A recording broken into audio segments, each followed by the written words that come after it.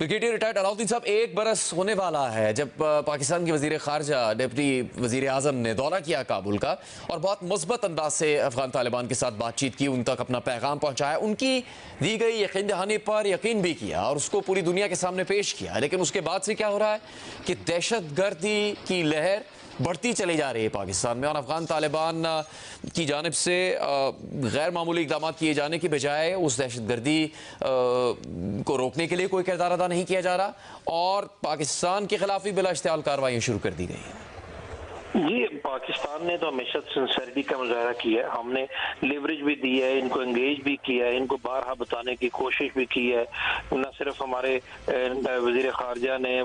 کابل کا وزٹ کیا، ان کے ساتھ ہمارے سیکیورٹی اسٹیبلشمنٹ کے سینئر افسر بھی تھے، پھر چین کے کیپٹل میں اسحاق ڈار صاحب کی ملاقات ان کے وزیر خارجہ سے ہوئی۔ بارہا پاکستان نے ہائیسٹ لیول پہ ان کو انگیج بھی کیا، بتایا بھی کوئی جو کامن فرینڈز ہیں جو OIC کے لیول کے اوپر بھی ہیں۔ ترکیہ نے بیچ میں انٹروین کر کے کوشش کی، سعودیہ نے کی، قطر میں مذاکرات ان سے ہوئے۔ لمبی تفصیل ہے، لمبی لسٹ ہے پچھلے کم از کم 2 سال کی، جس طریقے سے ہم نے ان کو انگیج کرنے کی کوشش کی ہے، ان کے ساتھ مسلسل رابطے میں رہے ہیں، صبر و تحمل کا مظاہرہ بھی کیا ہے، ہم پرووکیٹ نہیں ہوئے، ہم اشتعال گیزی میں نہیں آئے،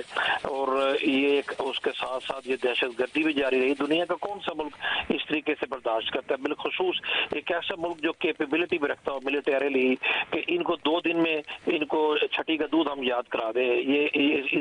ان کی استطاعت کیا ہے، ان کی کیپیسٹی کیا ہے۔ اس کے باوجود جو پاکستان کو ٹیسٹ کرتے ہیں ہندوستان کے کہنے پہ، ان کے ابھی آپ دیکھیں ہندوستان کا وزیر اعظم ایک بچرر نمبر 1 بچرر نمبر 2 کے ساتھ جا کے اسرائیل کے وزیر اعظم کے ساتھ مل رہا ہے، اور وہاں پر وہ آگے سے اسٹیٹمنٹ دے رہا ہے کہ پاکستان کا اگریشن افغانستان کے اگینسٹ جو ہے نا بڑی زیادتی کی بات ہے۔ تو یہ پورے کا پورا ایک نیکسس ہے، ہم تو ان چیزوں کو سمجھتے ہیں، یہ نہیں کہ ہمیں ان چیزوں کو پتہ، لیکن اس کے باوجود ہم صبر و تحمل کا مظاہرہ اس لیے کرتے چلے آ رہے ہیں کہ ایک ہمسایہ ملک ہے، ان کی عام لوگوں کا قصور کیا، ان کا نقصان ہم نہیں کرنا چاہتے۔ بٹ یہ اب ایک حد کسی چیز کی ہوتی ہے کہ ایک طرف سے مسلسل پاکستان کو بلیڈ کرنے کی کوشش کر رہے ہیں، اور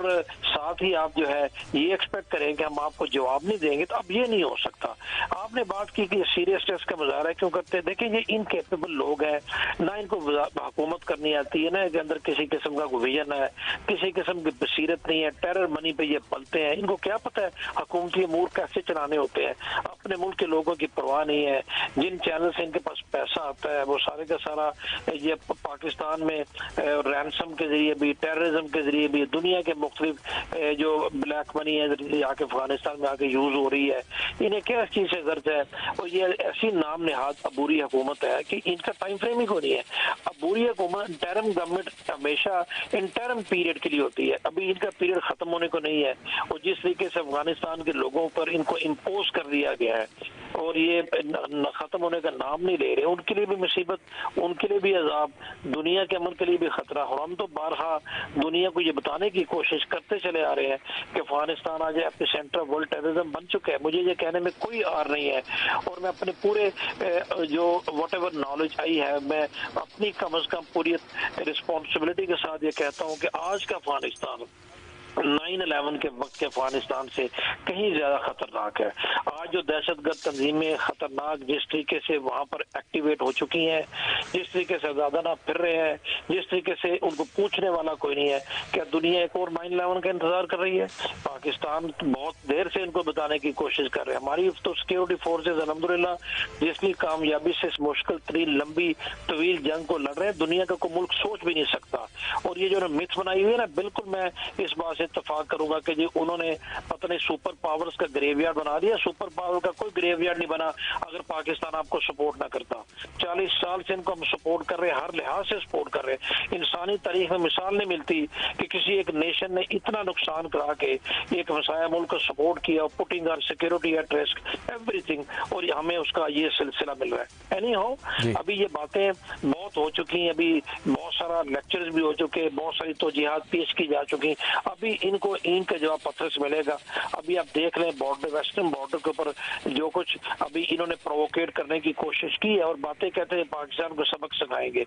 हमें अपना दफा करना अल्हम्दुलिल्लाह आता है, हम इस ब्रांड ऑफ इस्लाम से बिल्कुल एग्री नहीं करते। ये दीन के नाम के ऊपर धब्बा है, दीन इस चीज की बिल्कुल इजाजत नहीं देता, बल्कि दुनिया जहान में इस्लाम का नाम बदनाम करते हैं ये लोग। ये जो ब्रांड है ये कई ना हमने सुना है ना हमने कभी पढ़ा है, और ये अगर ये समझते हैं कि इस तरह की हरकतों से पाकिस्तान की गवर्नमेंट को, पाकिस्तान की स्टेट को और पाकिस्तान की नेशन को मगरूब कर लेंगे, तो ये इंशाल्लाह कभी नहीं हो सकता। अभी ये बॉर्डर के ऊपर कल से 24-36 घंटों से फेक वीडियोस दिखा रहे हैं कि पाकिस्तान के इतने सोल्जर ने पकड़ लिए, इतने मार दिए, ये नुकसान किया है, और ऑन दी अदर हैंड फिर हमें हकायक बताने पड़ते हैं। अभी भी बीच में कुछ बरादर इस्लामी ममालिक हैं जो शायद कोशिश कर रहे हैं, हमने हर किसी को कोऑपरेट किया, हमने कोई पेश की शराइत रखी नहीं है। देखिए हमारा हमेशा से एक मुतालबा रहा है कि ये अपनी जमीन को टेररिज्म के लिए इस्तेमाल करने से रोके,